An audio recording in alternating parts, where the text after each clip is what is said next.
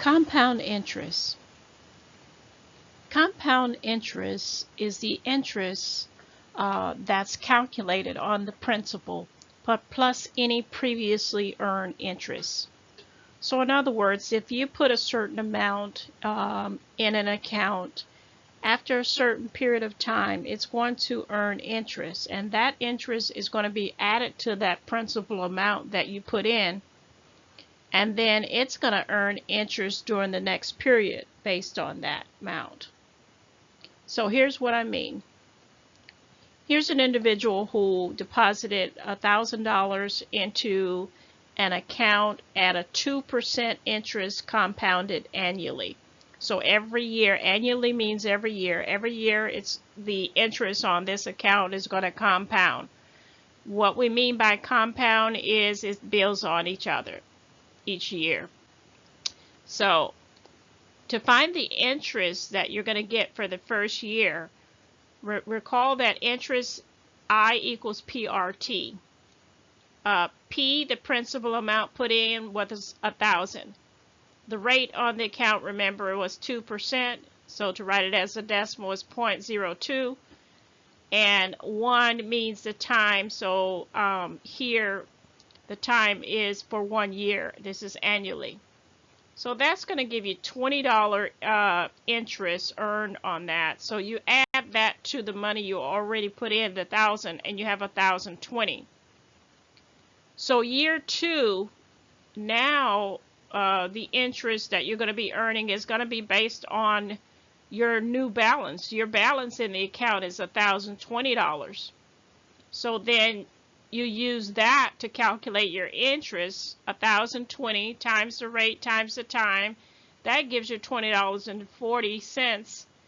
And so now your new balance is going to be $1,040.40 because 1,020 plus the new earned interest that you earned gave you the $1,040.40. And it just continues on and builds itself. So let's say after 5 years, we see here that the account, after 5 years of compounding it at a 2% interest, that amount of 1,000 grew to $1,104.08. And that is compound interest. Interest plans. Now in the previous problems, the interest on that particular account was compounded annually, which was once a year. In other words, every 12 months. But here's some other plans there. Semi-annually, it's going to compound twice a year, which is every 6 months. Quarterly, it's going to compound 4 times a year, which is every 3 months, and so forth. Okay? So just make sure you keep in mind these different time periods in which the interest on the account can compound, because that will certainly help you in solving problems involving compound interest. If $10,000 is invested in an account at 3% annual interest compounded quarterly, how much will be in the account after 5 years if no money is withdrawn? If you just leave the money there, how much will be there at the end of a 5-year period? So let's go ahead and use the compound interest formula. So recall here is the formula as follows: A equals P times 1 plus R over N raised to the NT power. So recall that A stands for what it's going to be in the future. In other words, in 5 years, A is what it will be, that amount. P stands for the principal, the initial value that was put in, and in this case it would be 10,000. R stands for the interest rate, and in this case the interest rate was 3%. N stands for the number of times that it was compounded And here we were told that it was compounded quarterly. And recall that quarterly means that that is 4 times a year. So you will replace the N with a 4. T is the time that it was put in, the length of time, and the length of time here was 5 years. So let's go ahead and plug in all the values we know so that we can find the amount. Now at this point you can use your scientific calculator to go ahead and calculate it, and actually a scientific calculator can handle this very well. You can do the whole entire thing in one calculations of simply 10,000 parentheses, which means time, 1 plus 0.03 over 4, close parentheses, and then raised to the 20th power. And the reason it's the 20th power, because when you multiply the number of times that is compounded times the years, 4 times 5, you're going to get 20.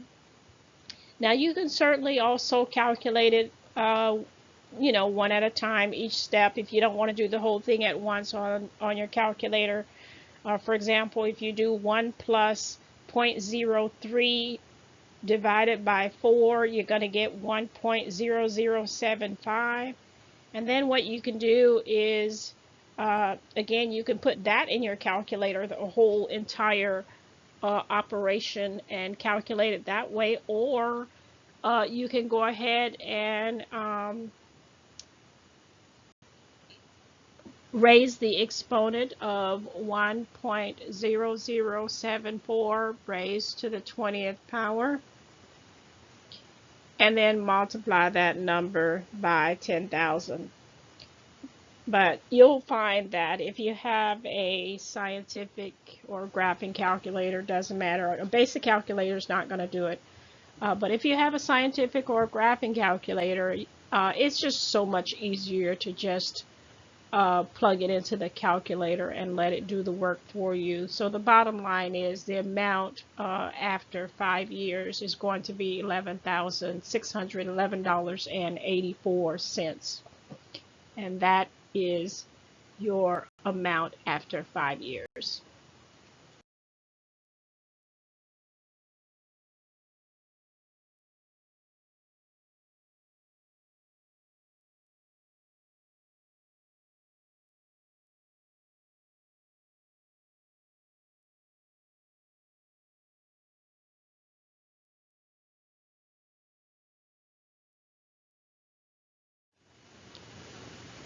Okay, in this problem, it says if $11,000 is invested at 9% compounded semi-annually, what is the amount after 6 years?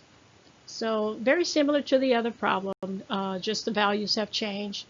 The amount put in this time was 11,000. The percent is 9%. And this time it was compounded semi-annually, which is twice a year.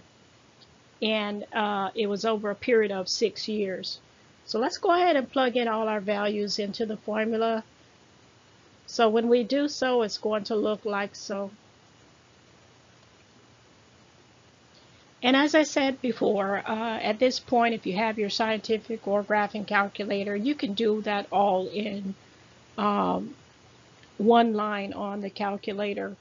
Or if you want, you can piece it together, do what's in the parentheses, and then once you do calculate what's in the parentheses, you would raise it to that power, in this case, raise it to the 12th power, and then you can multiply that number by 11,000, or the easiest way, as I said before, is just do it all in one. The bottom line, the amount after 6 years will be $18,654.70. There you have it, compound interest. Okay, it's time to check your understanding. I want you to see if you can work this problem all by yourself. Find the amount in a savings account at the end of 8 years if the money originally deposited is $7,000 and the interest rate is 5% compounded quarterly. So go ahead and pause the tape and work the problem. Go ahead and plug it into your calculator, and I will wait for a moment, and then we'll go over the answer to see whether it's A, B, C, D, or E.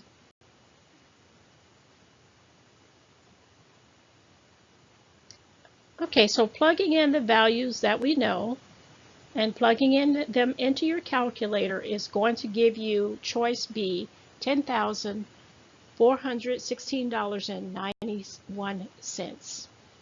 That's what it rounds to. And there you have it, compound interest.